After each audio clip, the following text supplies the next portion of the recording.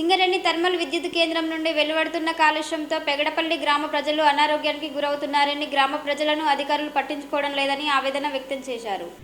Singareni thermal విద్యుత్ కేంద్రం నుండి వెలువడుతున్న కాలుష్యంతో పెగడపల్లి గ్రామ ప్రజలు అనారోగ్యానికి గురవుతున్నారని, గ్రామ ప్రజల్ని అధికారులు పట్టించుకోవడం లేదని ఆవేదన వ్యక్తం చేశారు.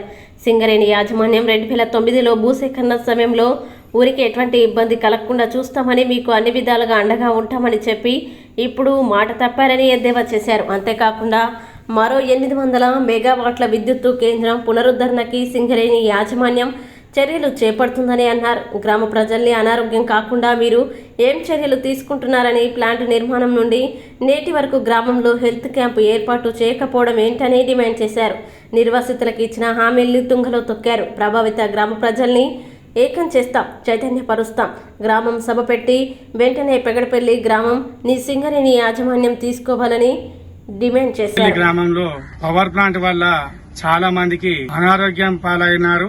మరి 2009లో మా భూసేకరణ జరిగినప్పుడు మాకు ఇచ్చినటువంటి హామీలు ఏంటంటే ఈ విలేజ్ ని తీసుకుంటాం, మీకు ఎలాంటి ప్రాబ్లం రాకుండా చూసుకుంటాం అని చెప్పిన అధికారులు మరి ఈ రోజున దాన్ని నిర్లక్ష్యం చేస్తా ఉన్నారు. మరి పెగడపల్లి గ్రామంలో చాలా రోజుల నుంచి కూడా డస్ట్ ప్రాబ్లం బాగా ఉంది. ఇప్పటికే చాలా మంది అధికారులకు చెప్పడం జరిగింది, అయినా ఎవరు పట్టించుకోవడం లేదు. మరి నిన్న రాత్రి మాత్రం చాలా విపరీతమైన డస్ట్ పడి ఈ వెహికల్స్ ఇలా ఉన్నాయంటే మరి చెట్ల పరిస్థితి, ఇవన్నిటి పరిస్థితి ఎలా ఉంటుందో ప్రజలు ఒకసారి గమనించాలి.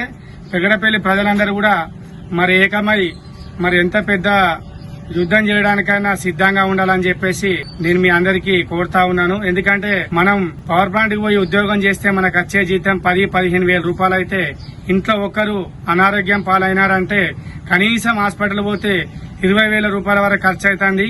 అంటే అదనంగా ఇంకో 5,000 రూపాయలు మన జేబులకెళ్ళి పోవడం జరుగుతా ఉన్నది. కాబట్టి అధికారులు దీనిపైన స్పందించి వెంటనే చర్యలు తీసుకొని మా యొక్క గ్రామాన్ని తీసుకోవడమా, లేకపోతే మాకు ఇంకేమన్నా తక్షణమే ఉపశమనం కలిగించేటువంటి రీతిలో ప్రవర్తించాలి. ఎందుకంటే సింగరేణి యాజమాన్యం మాకు దత్తత గ్రామంగా ప్రకటించింది, కాకపోతే ఇప్పటి వరకు కూడా ఇలాంటి వసతులు చేయలేదు. దీనివల్ల చాలా నష్టపోతా ఉన్నాం. పెగడపల్లి ప్రజలందరం కూడా ఖచ్చితంగా పెగడపల్లి ప్రజలకు న్యాయం చేయాలి. లేకపోతే ఇది ఎంత తీవ్రమైన ధర్నా చేయడానికైనా సిద్ధంగా ఉన్నాం. ఎందుకంటే మా ప్రాణాలే ముఖ్యం కాబట్టి ఇక ప్రాణాలు పోతుంటే ముండి మేమేం చేస్తాం, దానికోసం మేము ఎంతటికైనా సిద్ధపడున్నాం. ఇది అధికారులకు హెచ్చరిస్తా ఉన్నాం. ఖచ్చితంగా మీరు ఈ 2-3 రోజుల దీని మీద మా గ్రామ పంచాయతీకి ఏదో ఒకటి చెప్పకపోతే ఖచ్చితంగా మేము గేటు దగ్గర పెద్ద మొత్తంలో ధర్నా చేస్తామని కూడా సింగరేణి యాజమాన్యానికి తెలియజేస్తా ఉన్నాం.